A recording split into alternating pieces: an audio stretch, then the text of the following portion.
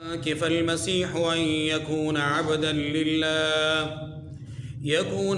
لله ولا الملائكة المقربون ومن يستنكف عن عبادته ويستكبر فسيحشرهم إليه جميعا فأما الذين آمنوا وعملوا الصالحات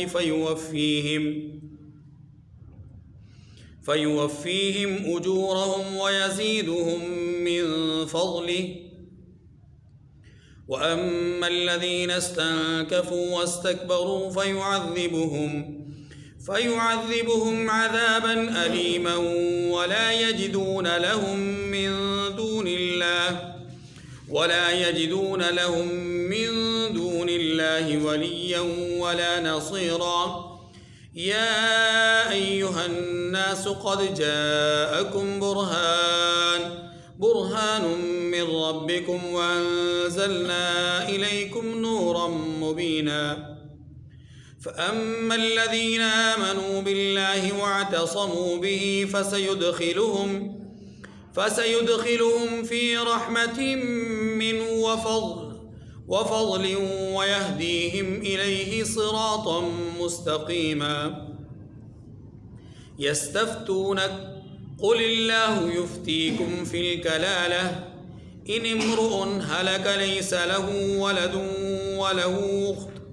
وله أخت فلها نصف ما ترك وهو يرثها إن لم يكن لها ولد فإن كانت اثنتين فلهما الثلثان مما ترك وإن كانوا إخوة رجالا ونساء فللذكر مثل حظ الأنثيين يبين الله لكم أن تضلوا والله بكل شيء عليم صدق اللہ العظیم۔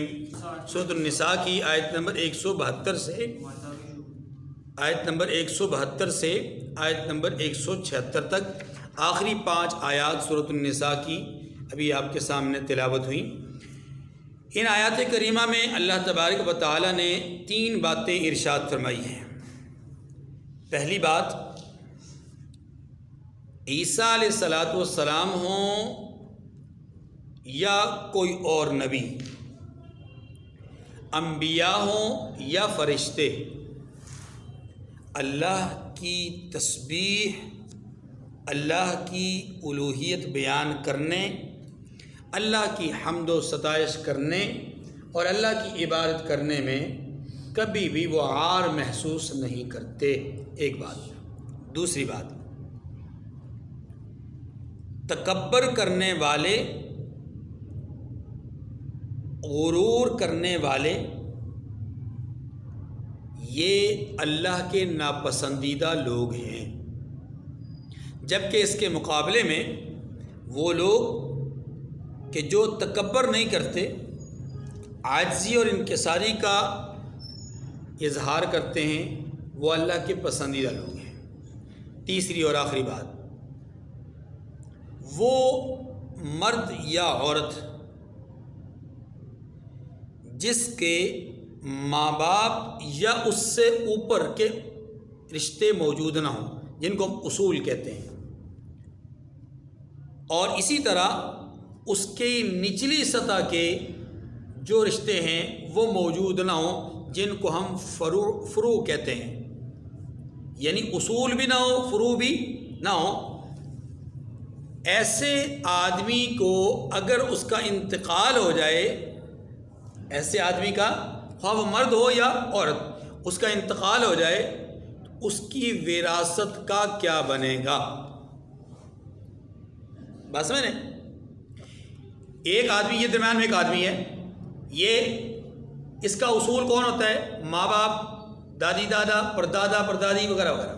فروع کون ہوتے ہیں؟ بیٹا بیٹی، بیٹے کی آگے اولاد، پوتا پوتیاں، ٹھیک ہے، وغیرہ وغیرہ۔ یہ اصول، یہ فروع۔ ایک آدمی ایسا مر گیا، مرد یا عورت، کہ جس کے اصول بھی کوئی نہیں، فروع بھی کوئی نہیں، ان کا انتقال ہو گیا، اصول کا انتقال ہو گیا، یوں سمجھ لیجئے فروع تھے نہیں یا تھے لیکن ان کا بھی انتقال ہو گیا، موجود نہیں۔ جب انتقال ہوا اس آدمی کا، مرد یا عورت کا، نہ اصول موجود نہ فروع موجود، دائیں اور بائیں کے رشتے موجود، بہن بھائی موجود، یا کوئی ایک موجود یا ایک سے زیادہ موجود یا صرف ایک جنس موجود، ایک نوع موجود، ٹھیک ہے۔ اب ایسی صورت میں اس آدمی کا یعنی اس مرنے والے کی وراثت کا کیا بنے گا؟ یہ تیسرا مسئلہ ہے۔ یہ تو پہلا مسئلہ کیا ہے؟ انبیاء ہوں یا فرشتے، نبیوں میں سے عیسیٰ علیہ السلام ہوں یا کوئی اور نبی، اللہ کی عبادت کرنے میں کوئی عار محسوس نہیں کرتے۔ اس بات کی معمولی سی وضاحت سن لینے کے بعد آیت کریمہ کو پڑھتے ہیں۔ جس طرح کہ عیسائیوں کا عقیدہ قرآن پاک نے واضح کیا کہ عیسائیوں کا ایک طبقہ وہ ہے کہ جو عیسیٰ علیہ السلام کو ابن اللہ کہتا ہے، دوسرا طبقہ وہ ہے کہ جو عیسیٰ علیہ السلام کو عین اللہ کہتا ہے کہ ان اللہ هو المسیح ابن مریم، کہ اللہ تو مسیح ابن مریم ہی ہے۔ اور ایک طبقہ وہ بھی ہے کہ جو عیسیٰ علیہ السلام کو قانون ثلاثہ تین میں سے ایک سمجھتا ہے، اور وہ کہتا ہے ان اللہ ثالث ثلاثہ، اللہ تین میں سے تیسرے خدا ہیں، یا تین میں سے ایک خدا ہیں، آپ یوں کہہ دیجئے، ایک خدا اللہ، دوسرے خدا مریم، تیسرے خدا عیسیٰ علیہ السلام، ایک طبقے کے نزدیک، اور دوسرے طبقے کے نزدیک ایک خدا اللہ، دوسرے خدا عیسیٰ علیہ السلام، اور تیسرے خدا جبرائیل علیہ السلام۔ یہ وضاحت ہمارے سامنے گزشتہ درس میں آ چکی ہے۔ عیسائیوں کے یہ تین عقائد قرآن پاک نے بیان کیے، حالانکہ یہ بھی بتلایا کہ اگر ان کے اندر عقل و شعور ہوتا، سمجھ بوجھ ہوتی، تو جتنی صفات اور جتنی تعریف اور جتنا عیسیٰ علیہ السلام کا تعارف اللہ تبارک و تعالیٰ نے کروایا، ان کی والدہ کا تعارف کروایا، کسی پیغمبر کے والدین کا ایسا ذکر نہیں ہوا جیسا کہ عیسیٰ علیہ السلام کی والدہ کا ذکر ہوا۔ والدین تو ہے نہیں، والدہ ہے صرف، تو والدہ کا باقاعدہ تعارف کروایا اور ان کی پیدائش کا ذکر کیا، ان کی خدمت کا ذکر کیا، ان کے ساتھ اپنی جو مظاہر قدرت ہے ان کا ذکر کیا، ان کے ساتھ جو عجائبات جو ان کے ساتھ پیش آئے ان کا ذکر کیا۔ پیدائش سے پہلے، عیسیٰ علیہ السلام کی پیدائش سے پہلے بشارتیں سنائیں، ان کے حالات بتلائے، ان کے واقعات بتائے، ان کے معاملات بتلائے۔ پھر اس سب کے باوجود بھی یہ لوگ بجائے اس کے کہ بصر اور چشم قبول کرتے کہ عیسیٰ علیہ السلام اللہ کے بندے ہیں، انہوں نے بندہ نہیں سمجھا، اللہ کا بیٹا سمجھ لیا، خدائی میں شریک سمجھ لیا، یا خود خدا سمجھ لیا۔ ٹھیک ہے، یہ بات سمجھ۔ اب اسی طرح کا نظریہ اور عقیدہ مشرکین مکہ کا بھی تھا، لیکن وہ تھا کس کے لیے؟ کسی پیغمبر کے لیے نہیں، کسی نبی کے لیے ایسا عقیدہ نہیں تھا، بلکہ ان کے ہاں فرشتوں کے لیے ایسا عقیدہ تھا۔ وہ فرشتوں کو اللہ کی بیٹیاں سمجھتے تھے، جیسا کہ عیسائی عیسیٰ علیہ السلام کو اللہ کا بیٹا سمجھتے ہیں، ایسے ہی مشرکین مکہ فرشتوں کو اللہ کی بیٹیاں سمجھتے تھے۔ قرآن پاک نے ان دونوں کو سمجھانے کی غرض سے یہ بات کہی کہ اب دیکھیے آیت کریمہ، لن يستنكف المسيح ان يكون عبدا لله ولا الملائكة المقربون۔ استنکاف کس کو کہتے ہیں؟ ناک چڑھانے کو، عار جاننے کو، ذلت محسوس کرنے کو۔ ٹھیک ہے، یہ فرمایا کہ مسیح اس بات سے عار نہیں رکھتے کہ اللہ کے بندے ہوں، اور نہ مقرب فرشتے عار رکھتے ہیں، یعنی فرشتوں کو بھی عار نہیں، عیسیٰ علیہ السلام کو بھی عار ہے۔ جب انہیں اللہ کا بندہ ہونے میں عار محسوس نہیں ہو رہی تو تم انہیں اللہ کی بندگی سے نکال کر کے اللہ کی اولاد ہونے کا تصور یا اللہ کے ساتھ شریک ہونے کا تصور کیسے قائم کر رہے ہو؟ وَمَن يَسْتَنْكِفْ عَنْ عِبَادَتِهِ وَيَسْتَكْبِرْ فَسَيَحْشُرُهُمْ إِلَيْهِ جَمِيعًا۔ فرمایا جو شخص اللہ کا بندہ ہونے کو موجب عار سمجھے اور سرکشی کرے تو اللہ سب کو اپنے پاس جمع کر لے گا۔ مطلب یہ ہے کہ جو آدمی اللہ کی بندگی کو عار جانتا ہے وہ بھی، اور جو اللہ کی بندگی کو اپنے لیے عار نہیں جانتا وہ بھی، سب کو اللہ اپنے روبرو کھڑا کریں گے۔ اور روبرو کھڑا کرنے کے معنی یہاں پر کیا ہے کہ اللہ دونوں سے پوچھ گچھ کریں گے۔ ایک کو جزا ملے گی، دوسرے کو سزا ملے گی، ایک کو قربت نصیب ہوگی، دوسرے کو راندہ درگاہ کیا جائے گا، ایک کو اپنا بنا لیا جائے گا اپنے پاس اور اپنی رضا نصیب کر دی جائے گی، اور دوسرے کے ساتھ ناراضگی کا اظہار کیا جائے گا۔ اسی کا ذکر آگے آ رہا ہے، فَأَمَّا الَّذِينَ آمَنُوا وَعَمِلُوا الصَّالِحَاتِ فَيُوَفِّيهِمْ أُجُورَهُمْ وَيَزِيدُهُمْ مِنْ فَضْلِهِ، تو جو لوگ ایمان لائے اور نیک کام کرتے رہے وہ ان کو ان کا پورا بدلہ دے گا۔ کون؟ اللہ اپنے سامنے جمع کرے گا، پورا بدلہ دے گا۔ وَيَزِيدُهُمْ مِنْ فَضْلِهِ، اللہ اکبر، ان کے کیے کا بدلہ ملنے کے بعد پھر وَيَزِيدُهُمْ مِنْ فَضْلِهِ، یہ ہے وہ اصل چیز، کیا کہ اور اپنے فضل سے زیادہ بھی عنایت کرے گا۔ ایک ہے اعمال کے بدلے میں کچھ ملنا، ایمانیات کے نتیجے میں کچھ پانا، ایک تو یہ چیز ہے، یہ تو اللہ دیں گے، کسی کے ساتھ اللہ ظلم نہیں کریں گے۔ ان اللہ لا یظلم مثقال ذرہ، ایک ذرہ برابر بھی کسی کے ساتھ ظلم نہیں ہوگا، بلکہ اس نے تو نیکیوں کے لیے قانون اور ضابطہ ہی کچھ اس طرح کا رکھا ہے کہ من جاء بالحسنۃ فلہ عشر امثالها، کم از کم کہ جو آدمی نیک عمل کو بچا کر اللہ کے پاس پہنچا دے گا، اللہ اسے کم از کم کتنا 10 گنا اجر عطا فرمائیں گے، اور زیادہ کی کوئی لمٹ نہیں، وہ اس کی مرضی ہے۔ وَيَزِيدُهُمْ مِنْ فَضْلِهِ، اپنے فضل سے اللہ زیادہ عنایت کرے گا، اور وہ کتنا زیادہ ہوگا اس کی کوئی لمٹ، کوئی حد متعین نہیں ہے۔ معلوم یہ ہوا کہ نیک عمل کرنا اور اس کو بچا لینا، بچا کر کے آخرت تک پہنچا دینا اللہ کے ہاں موجب اجر ہے، لیکن اس سے بڑھ کر بات کیا ہے؟ وہ جو نیکی پر ملنا ہے وہ تو ایک اجر ہے، لیکن اس سے بڑھ کر یہ کہ اللہ مزید عطا فرمائیں گے، اور وہ مزید کیا ہوگا یہ انسان کے فہم و گمان، تصور و خیال سے بھی بالا ہے۔ اس کے مقابلے میں فرمایا وَأَمَّا الَّذِينَ اسْتَنكَفُوا وَاسْتَكْبَرُوا فَيُعَذِّبُهُمْ عَذَابًا أَلِيمًا۔ میں نے عرض کیا تھا دوسری بات ان آیات کریمہ میں کیا ہے؟ تکبر کرنا اللہ کو پسند نہیں ہے۔ تکبر یعنی لوگوں کا متکبر بن جانا، مغرور ہو جانا، نخوت اور کبر کا جو ہے وہ اظہار کرنا لوگوں کی طرف سے اللہ کے ہاں پسندیدہ عمل نہیں ہے، بلکہ ناپسندیدہ ہے۔ اسی کا اظہار کیا کہ وَأَمَّا الَّذِينَ اسْتَنكَفُوا وَاسْتَكْبَرُوا، جنہوں نے بندہ ہونے سے عار اور انکار اور تکبر کیا، عار محسوس کی، انکار کیا، تکبر کیا، فَيُعَذِّبُهُمْ عَذَابًا أَلِيمًا، انہیں وہ تکلیف دینے والا عذاب دے گا۔ اس سے معلوم یہ ہوا کہ اللہ کی عبادات کو بجا لانا عاجزی ہے۔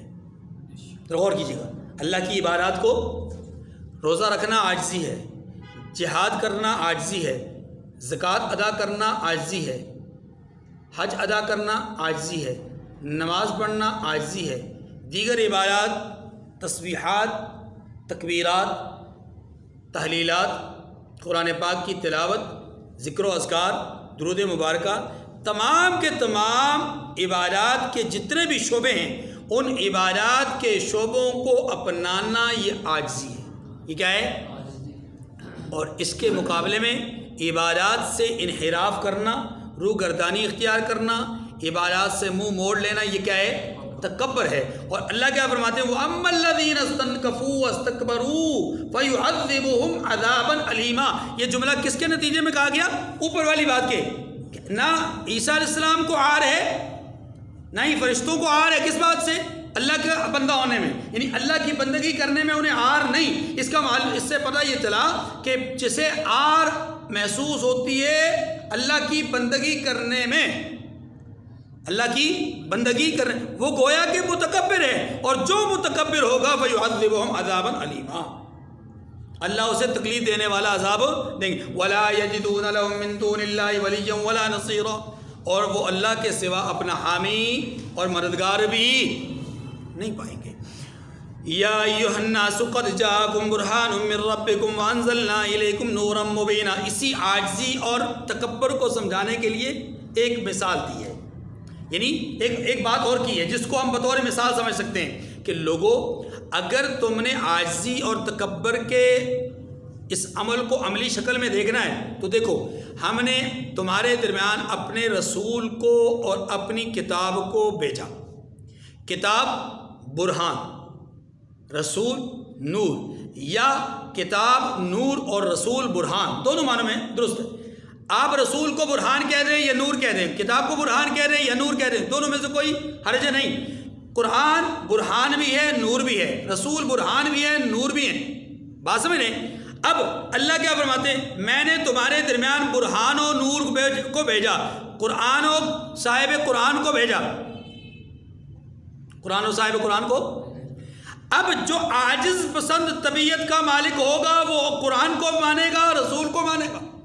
جس نے قرآن اور رسول کو نہیں مانا وہ متکبر۔ وہ کون؟ کیوں؟ اس لیے کہ اس نے نور کی نورانیت کو محسوس نہ کیا، برہان کی برہان ہونے کو محسوس نہ کیا۔ تو یہ آدمی گویا کہ اپنے من میں ڈوبا ہوا ہے اور اسے اپنے سوا انا والا غیری کا نعرہ لگائے ہوئے کہ اس کو اپنے سوا کوئی اور نظر ہی نہیں آتا، اپنے سوا کوئی اور۔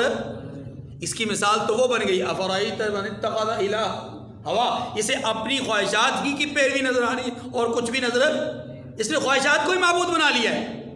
اس لیے قرآن پاک نے یہاں پر یہ بتایا کہ وہ جو غرور اور تواضع ہے، عاجزی اور تکبر ہے، اس کو سمجھنا ہے تو اس آیت کریمہ کے نتیجے کو سمجھیے۔ یا ایھا الناس قد جاءکم برہان من ربکم وانزلنا الیکم نورا مبینا، لوگوں تمہارے پروردگار کی طرف سے تمہارے پاس دلیل آ چکی، دلیل، اور ہم نے کفر اور ضلالت کا اندھیرا دور کرنے کے لیے تمہاری طرف چمکتا ہوا نور بھیج دیا۔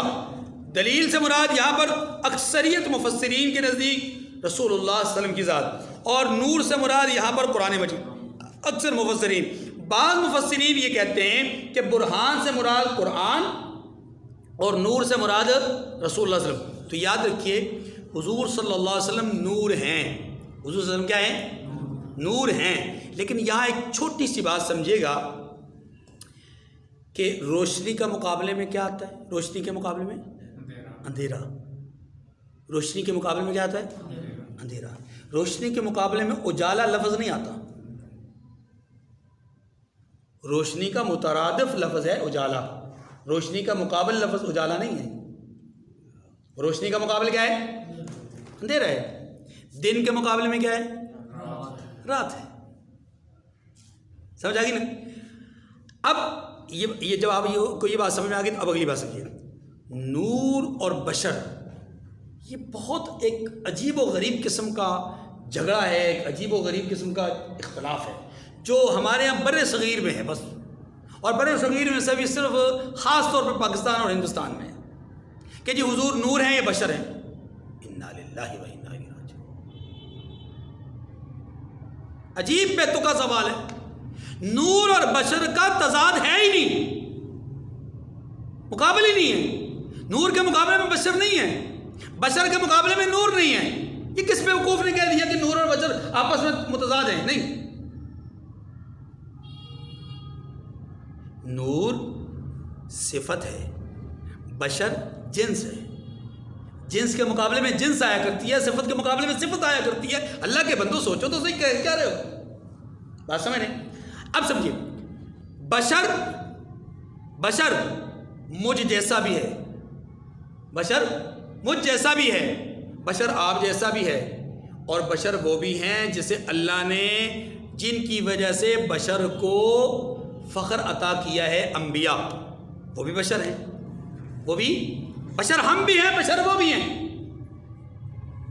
لیکن فرق یہ ہے کہ انی عبد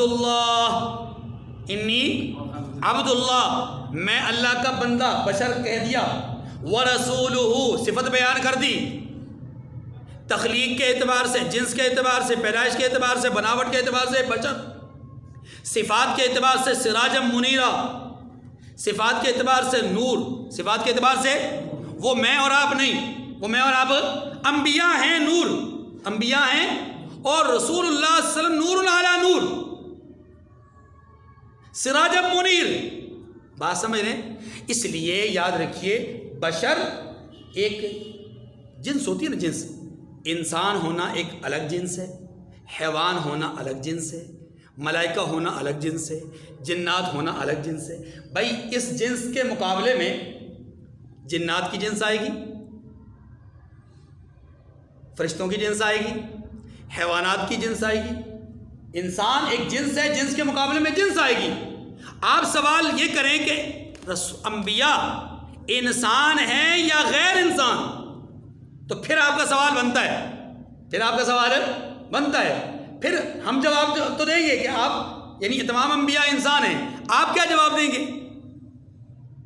انسان ہی کو بشر کہتے ہیں، انسان ہی کو بشر کہتے ہیں۔ اب آپ سوال یوں کیجئے کہ بشر ام لا، انبیاء بشر ہیں یا نہیں؟ سوال یوں کیجئے، سوال یوں نہ کیجئے کہ انبیاء بشر ہیں یا نور۔ اللہ نے یہاں پر رسول صلی اللہ علیہ وسلم کو برہان کہا تو تب بھی آمنا و صدقنا، نور کہا تو تب بھی آمنا و صدقنا۔ حضور کا نور ہونا بشر ہونے کے منافی نہیں، اور حضور کا بشر ہونا نور ہونے کے منافی نہیں، کیونکہ یہ نور اور بشر آپس میں متضاد نہیں ہے۔ میں نے کہا کہ ایک آدمی جیسے ایک شخص انسان ہے وہ مفتی بھی ہے۔ اب اگر یوں سوال کریں کہ جناب آپ انسان ہیں یا مفتی، تو بڑا بےہودہ سا سوال ہے، یہ سوال بنتا ہی نہیں ہے، یہ سوال تو بنتا ہی نہیں ہے۔ ہاں آپ اس سے یوں پوچھئے کہ آپ انسان ہیں یا جانور، تو پھر سوال بنتا ہے۔ آپ انسان ہیں یا جن، سوال بنتا ہے۔ آپ انسان ہیں یا فرشتہ، سوال بنتا ہے، کیونکہ جنس کا مقابل جنس ہوتا ہے۔ صفت کی مقابل میں آپ کہتے ہیں آپ عالم ہیں یا جاہل، آپ خواندہ ہیں یا نہ خواندہ، آپ پڑھے لکھے ہیں یا ان پڑھ، آپ نمازی ہیں یا بے نمازی، آپ روزے دار ہیں یا غیر روزے دار، آپ حاجی ہیں یا غیر حاجی۔ صفت کے مقابلے میں صفت آتی ہے، عمل کے مقابلے میں عمل آتا ہے، فعل کے مقابلے میں فعل آتا ہے، جنس کے مقابلے میں جنس آتی ہے۔ یہ بات سمجھ لیجئے، اس لیے اگر یہ سمجھ گئے تو جھگڑا سارا ختم۔ آمنا و صدقنا، حضور تخلیق کے اعتبار سے بشر ہیں، یعنی کہ انسان ہیں، اور تمام انبیاء انسان ہیں، اور صفات کے اعتبار سے تمام انبیاء صفت کے اعتبار سے نورانی صفت رکھتے ہیں، جبکہ رسول اللہ صلی اللہ علیہ وسلم ان تمام انبیاء سے بڑھ کر صفات کے حامل ہیں۔ اس لیے قرآن مجید نے اِنَّا أَرْسَلْنَاكَ شَاهِدًا وَمُبَشِّرًا وَنَذِيرًا مختلف صفات بیان کرنے کے ساتھ ساتھ ایک صفت یہ بھی بیان فرمائی کہ سِرَاجًا مُنِيرًا سورہ احزاب میں، کہ آپ کو اللہ نے چمکتا روشن دیا بنایا، جو ہے وہ روشن چراغ بنایا۔ یعنی اس کا مطلب یہ ہوا کہ آپ سب سے زیادہ نورانیت کے عامل تھے اوصاف کے اعتبار سے، اور اس پر ہمارا ایمان ہے۔ بعد از خدا بزرگ تو ہی قصہ یا ایھا الناس قد جاءکم برہان من ربکم وانزلنا الیکم نورا مبینا، لوگوں تمہارے پروردگار کی طرف سے تمہارے پاس دلیل آ چکی، اور ہم نے کفر اور ضلالت کا اندھیرا دور کرنے کے لیے تمہاری طرف چمکتا ہوا نور بھیجا۔ فَأَمَّا الَّذِينَ آمَنُوا بِاللَّهِ وَاعْتَصَمُوا بِهِ فَسَيُدْخِلُهُمْ فِي رَحْمَةٍ مِّنْهُ وَفَضْلٍ وَيَهْدِيهِمْ إِلَيْهِ صِرَاطًا مُسْتَقِيمًا، فرمایا پس جو لوگ اللہ پر ایمان لائے اور اس کے دین کی رسی کو مضبوطی سے پکڑے رہے، ان کو وہ اپنی رحمت اور فضل کے سائے میں یا جگہ مقام میں داخل کرے گا، یعنی اپنے فضل اور رحمت والی جگہ یعنی جنت میں داخل کرے گا۔ وَيَهْدِيهِمْ إِلَيْهِ صِرَاطًا مُسْتَقِيمًا، اور اپنی طرف پہنچنے کا سیدھا راستہ بھی دکھائے گا۔ کسے؟ جس نے برہان اور نور کو مان لیا، قرآن اور نور کو، قرآن اور محمد کریم کو مان لیا، قرآن اور صاحب قرآن کو مان لیا۔ یہ بات ختم ہو گئی، دو باتیں ہو گئی۔ تیسری اور آخری بات، وہ مرد وہ عورت جس کا اصول اور فروع کوئی نہ ہو، ان کی وراثت۔ دیکھیے توجہ، میں مثال دی، یہ ایک مرد یا عورت ہے، اس کے اصول بھی نہیں فروع بھی نہیں، لیکن اس مرد کے یا اس عورت کے بہن بھائیوں میں سے کوئی ہے۔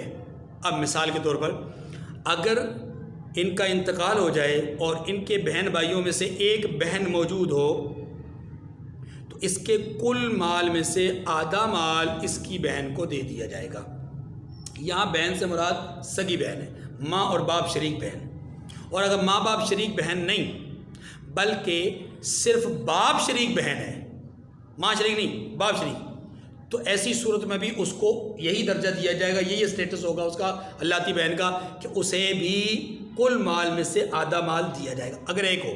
اگر بہن ایک سے زیادہ ہوں، 2 3 4 ہوں، تو پھر کل مال کو 3 حصوں میں ڈیوائڈ کیا جائے گا اور 3 میں سے 2 حصے ان کو دیے جائیں گے، ان 2 بہنوں کو یا 3 کو یا 4 کو وہ 2 حصے تقسیم کیے جائیں گے۔ اگر 2 ہوں گی تو ان 2 حصوں کو آدھا ایک حصہ کر کے ان کو دے دیے، اور اگر 2 سے زیادہ ہوں گی تو پھر ان 2 کے 3 حصے کیے جائیں گے، 4 ہوں گی تو 4 حصے کیے جائیں گے وغیرہ، ٹھیک ہے۔ اب اگلی بات، اگر یہاں پر بہن کے بجائے بھائی ہو، بہن کے بجائے صرف بھائی ہو تو حقیقی بھائی ہوگا، تو اس صورت میں پھر حکم وہی ہے، کون سا؟ کہ اگر وہ بھائی ہے تو سارا کا سارا مال اس کو مل جائے گا، ایک تو اس وجہ سے کہ وہ وارث ہے، اور دوسرا اس وجہ سے کہ وہ عصبہ میں سے ہے، اور اگر وہ حقیقی بھائی نہیں بلکہ حلاتی بھائی ہے، باپ شریک ہے، تو تب بھی اس کا حکم یہی ہے۔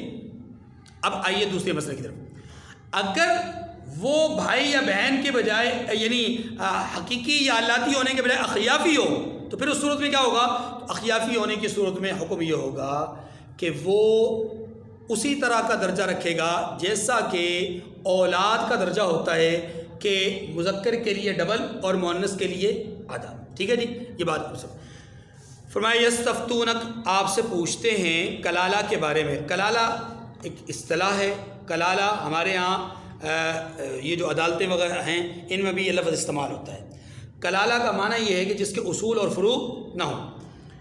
قل اللہ یفتیکم فی الکلالہ، تو آپ ان کو بتا دیجئے کہ اللہ کلالہ کے بارے میں یہ حکم کرتا ہے کہ ان امرؤ ہلک لیس لہ ولد ولہ اخت فلہا نصف ما ترک، اگر مرنے والا کوئی ایسا مرد ہو، یعنی ایسا مرد انتقال کر جائے جس کی اولاد نہ ہو، جس کی اولاد، قرآن پاک کے ترجمے پہ غور کیجیے گا، میں ہو سکتا ہے آپ کے ذہن میں سوال آ جائے، جس کی اولاد نہ ہو اور اس کے ہاں بہن ہو، یعنی اس کی بہن ہو، تو اس کو بھائی کے ترکہ میں سے آدھا حصہ ملے گا۔ قرآن پاک نے کیا کہا؟ کلالہ اس کو کہتے ہیں جس کی اولاد نہ ہو۔ میں نے کیا کہا تھا؟ کلالہ کس کو کہتے ہیں؟ اصول بھی نہ ہو، فروع بھی نہ ہو۔ قرآن پاک نے کہا فروع نہ ہو، میں نے کہا اصول بھی نہ ہو، تو دونوں باتوں میں تضاد آ گیا کہ نہیں آ گیا؟ بھائی تضاد آیا کہ نہیں آیا؟ یہ بات سمجھیے گا، قرآن پاک نے واقعی صرف فروع کا ذکر کیا ہے دونوں صورتوں میں، لیکن صحیح احادیث سے اصول کا بھی ذکر ملتا ہے۔ اس لیے تمام فقہا، تمام مفسرین اس بات پر متفق ہیں کہ یہاں کلالہ سے مراد وہی مرد اور عورت ہے جس کے اصول اور فروع دونوں نہ ہو، فروع قرآن کی روشنی میں اور اصول حدیث کی روشنی میں، ٹھیک ہے۔ اسی لیے بریکٹ میں آپ نے دیکھا ہوگا کہ یہ ترجمہ لکھا ہوا ہے جس کی اولاد نہ ہو اور نہ ماں باپ ہو، نہ، یہ جو بریکٹ میں ترجمہ یعنی لکھا ہوا ہے یہ اسی حدیث کی صورت میں لکھا ہے، حدیث کی وجہ سے۔ آگے چلیے، وَهُوَ يَرِثُهَا إِن لَّمْ يَكُن لَّهَا وَلَدٌ، فرمایا کہ اور اگر بہن مر جائے اور اس کی اولاد نہ ہو تو اس کے تمام مال کا وارث کون ہوگا؟ بھائی ہوگا۔ فَإِن كَانَتْ اثْنَتَيْنِ فَلَهُمَا الثُّلُثَانِ مِمَّا تَرَكَ، اور اگر مرنے والے بھائی کی 2 بہنیں ہوں جیسے کہ میں نے عرض کیا تو پھر اس صورت میں کیا ہوگا؟ دونوں کو بھائی کے ترکہ میں سے 2/3 حصہ، 2/3، ہاں جی، یعنی 2/3 حصہ اسے دے دیا جائے گا۔ وَإِن كَانُوا إِخْوَةً رِجَالًا وَنِسَاءً فَلِلذَّكَرِ مِثْلُ حَظِّ الْأُنثَيَيْنِ، اور اگر بھائی اور بہن یعنی مرد اور عورتیں ملے جلے وارث ہوں تو مرد کا حصہ 2 عورتوں کے حصے کے برابر ہوگا، ٹھیک ہے جی۔ اور یہ احکامات اللہ تم سے اس لیے بیان کرتا ہے تاکہ یبین اللہ لکم ان تضلوا، کہ تم بھٹکتے نہ پھرو، یعنی ان لا تضلوا، یعنی تم گمراہ نہ ہو جاؤ۔ واللہ بکل شیء علیم، اور اللہ ہر چیز سے واقف۔ اللہ تعالیٰ مجھے اور آپ کو سمجھنے کی توفیق نصیب فرمائے۔ اللہ کی توفیق سے آج سورۃ النساء مکمل ہو چکی ہے۔